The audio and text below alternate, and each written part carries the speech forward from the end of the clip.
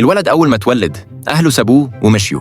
في الوقت ده كان في حداد بيعاين السلاح بتاعه. السكينة قطعت الورق كده بالساهل، فانبسط قوي. فجأة سمع صوت عياط بيبي، رمى السلاح وجري على طول ناحية النهر. لقى طفل صغير وأنقذه. الطفل كان بيطلع طين من بطنه، لكنه كان شكله سليم وزي الفل. الحداد قرر ياخده ويربيه، وما كنش يعرف إن الولد ده عنده قوة خارقة.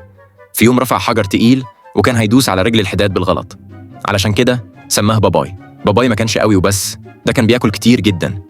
الستات كانوا بيبصوا له بخوف. الحداد ما قدرش يوفر له أكل كفاية، فبقى يبعته يصطاد.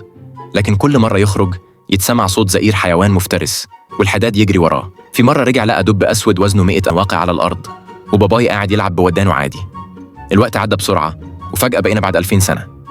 باباي كبر وبقى أقوى بكتير، كان بيقدر يرمي أصحابه مسافات بعيدة كأنهم لعب، وكمان بيعرف يتكلم مع الحيوانات. كان بيتمشى في الغابة ويقضي اليوم كله يتكلم معاهم.